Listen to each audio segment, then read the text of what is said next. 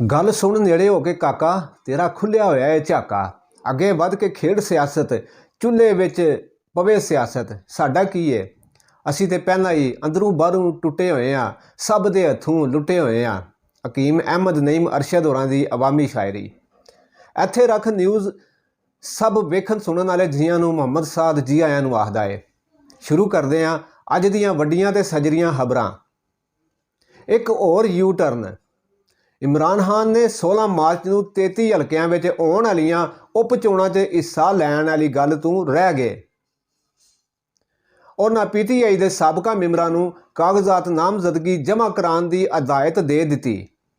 ਉਹਨਾਂ ਆਖਿਆ ਕਿ ਕੌਮੀ ਅਸੈਂਬਲੀ ਦੇ ਸਾਬਕਾ ਮੈਂਬਰ ਜਿਨ੍ਹਾਂ ਨੇ ਅਸਤੀਫੇ ਦੇ ਦਿੱਤੇ ਹੋਏ ਸਨ, ਉਹ ਆਪਣੇ ਹਲਕਿਆਂ ਵਿੱਚ ਚੋਣਾਂ ਦੀ ਮੁਹਿੰਮ ਸ਼ੁਰੂ ਕਰ ਦੇਣ।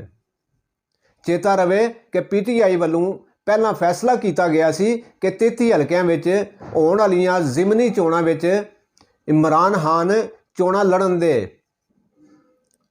वजीर आजम शहबाज शरीफ ने आख्या कि IMF सानू बड़ा औखा कर रहा है, ਉਹਦੀਆਂ ਡਾਢੀਆਂ ਸ਼ਰਤਾਂ ਸਾਡੀ ਸੋਚ ਤੋਂ ਵੀ ਬਾਹਰ ਨੇ, ਪਰ ਸਾਨੂੰ ਇਹ ਸ਼ਰਤਾਂ ਪੂਰੀਆਂ ਕਰਨੀਆਂ ਪੈਣਗੀਆਂ।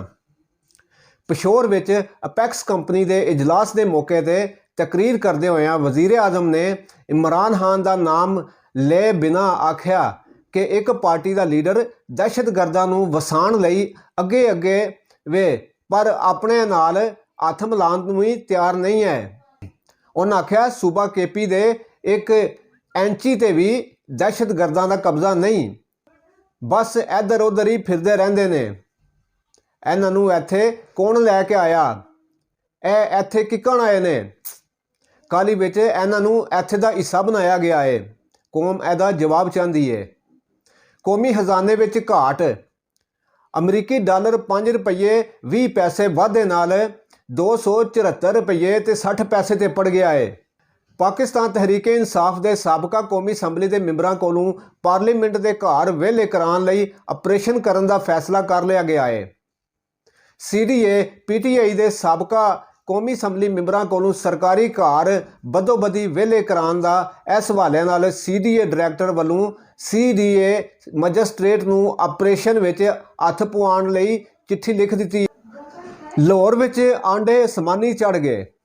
एक्सप्रैस न्यूज़ मुताबक लाहौर शहर विच 25 तो 27 रुपये तक विकण वाला आंडा 40 तो लैके 45 रुपये का विक रहा है। 2.5 दर्जन आंडियां दे जिहड़ी ट्रे पहला 500 की लभदी सी, वो हुण 700 रुपये ताड़ी अपड़ गई है। शेर रशीद की गिरफ्तारी लई कराची पुलिस इस्लामाबाद अपड़ गई। जराए मुताबक शेर रशीद के उत्ते कराची के माजिको थाने विच भी बिलावल भट्टो जरदारी खिलाफ गंदी जीभ वरतन करके परचा कटिया गया सी। शेर रशीद नूं जुडिशल तो बाद सिंध पुलिस के हवाले किया जाएगा। शेख रशीद उत्ते मरी विच भी एक मुकदमा दर्ज है।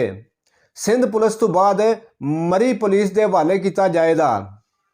जराए मुताबक इंज भी हो सकता है कराची पुलिस इस्लामाबाद विच शेख रशीद की पेशी उत्ते ही फड़ ले, पर कुछ भी आखना वेले तो पहला आखण वाली गल है।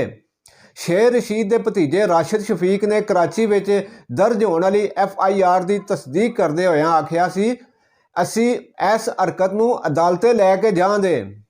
लंघे दिन एक फोटो सोशल मीडिया उत्ते वायरल सी, जिहदे विच एक गंजे सिर वाला बंदा वेख्या जा रहा है, ते सब इहो ही कह रहे ने कि शेख रशीद दी पुलिस ने विग ला दी। पचक्कड़ च मुस्लिम लीग नून के हनीफ बासी ने एक बार ऐलान किया सी, जो शेख रशीद की विग लाएगा उन्होंने इनाम दिता जाएगा। तो सोशल मीडिया ते इस गल का भी चर्चा होया कि इनाम किनू लभेगा। एक और वर्का लंघे कल ही सोशल मीडिया ते पौंदा रहा, जिस विच जमान पार्क लाहौर इमरान खान के घर राखी करन लई वक्खो वक्ख शहरां दे PTI के मैंबरां दे नाम ते हल्के नंबर लिखे हुए सन। हर मैंबर के जिम्मे 50 बंदे जमान पार्क लियाण की जिम्मेदारी दी गई है। गिनती मुताबक 600 बंदे 18 घंटे इमरान खान के घर जमान पार्क की राखी करन दे, ते 24 घंटे में 3 शिफ्टां हुंदियां ने। लाहौर के हवाई अड्डे तो बाहरले मुल्क जान लग्या काबू किए गए PTI के हमैती बोल TV के एंकर ते यूट्यूबर इमरान रियाज नूं बरी करन दा हुक्म। ਜੁਡੀਸ਼ੀਅਲ ਮੈਜਿਸਟ੍ਰੇਟ ਲਾਹੌਰ ਨੇ ਜਿਸਮਾਨੀ ਰਿਮਾਂਡ ਦੀ ਅਰਜ਼ੀ ਤੇ ਰਾਖੀ ਰੱਖਿਆ ਹੋਇਆ ਫੈਸਲਾ ਸੁਣਾਉਂਦੇ ਹੋਇਆਂ ਇਮਰਾਨ ਖਾਨ ਨੂੰ ਬਰੀ ਕਰਨ ਦਾ ਹੁਕਮ ਦੇ ਦਿੱਤਾ। ਲਾਹੌਰ ਦੀ ਐਂਟੀ ਕਰਪਸ਼ਨ ਪੁਲਿਸ ਨੇ ਅਬੂਰੀ ਜ਼ਮਾਨਤ ਲਈ ਆਏ ਹੋਏ ਸਾਬਕਾ ਵਜ਼ੀਰ ਆਲਾ ਪੰਜਾਬ ਚੌਧਰੀ ਪਰਵੇਜ਼ ਲਈ ਦੇ ਪ੍ਰਿੰਸੀਪਲ ਸੈਕਟਰੀ ਮੁਹੰਮਦ ਖਾਨ ਭੱਟੀ ਦੇ ਸ਼ਰੀਕ ਮੁਲਜ਼ਮ ਦਿਲਸ਼ਾਦ ਨੂੰ ਗ੍ਰਿਫਤਾਰ ਕਰ ਲਿਆ ਹੈ। ਮੋਟਰਵੇ ਲਿੰਕ ਰੋਡ ਤੇ ਕਾਰ ਸਵਾਰਾਂ ਨੇ ਮੋਟਰਵੇ ਪੁਲਿਸ ਨੂੰ ਕੁੱਟ ਦਿੱਤਾ।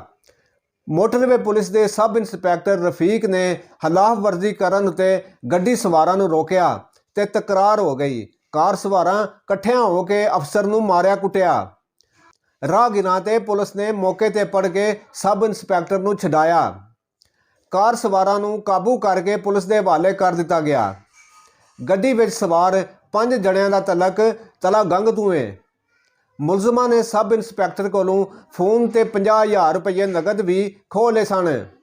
ਪੁਲਿਸ ਨੇ 5 ਜਣਿਆਂ ਉੱਤੇ ਪਰਚਾ ਕੱਟ ਕੇ ਅਦਾਲਤੇ ਪੇਸ਼ ਕਰਕੇ 4 ਦਿਹਾੜਿਆਂ ਦਾ ਜਿਸਮਾਨੀ ਰਿਮਾਂਡ ਲੈ ਲਿਆ। ਕੁਹਾਟ ਦੀ ਤਾਂਦਾ ਝੀਲ ਵਿੱਚ ਬੇੜੀ ਮੂੰਦੀ ਹੋਣ ਕਰਕੇ ਡੁੱਬਣ ਨਾਲ ਫੌਤ ਹੋਣ ਵਾਲੇ ਪੜਿਆਰਾਂ ਚੋਂ ਆਖਰੀ ਪੜਿਆਰ ਨਿਆਣੇ ਦੀ ਮਈਅਤ 6 ਦਿਨਾਂ ਬਾਅਦ ਝੀਲ ਵਿੱਚੋਂ ਕੱਢ ਲਈ ਗਈ। ਇਸ ਪੜਿਆਰ ਦੀ ਮਈਅਤ ਲੱਭਣ ਨਾਲ ਮੌਤਾਂ ਦੀ ਗਿਣਤੀ 53 ਹੋ ਗਈ ਹੈ। ਰੈਸਕਿਊ ਆਪਰੇਸ਼ਨ ਵਿੱਚ ਪਾਕ ਫੌਜ ਰੈਸਕਿਊ 11-22 ਤੇ ਮਕਾਮੀ ਤਾਰੂਆਂ ਨੇ ਹਿੱਸਾ ਲਿਆ ਸੀ।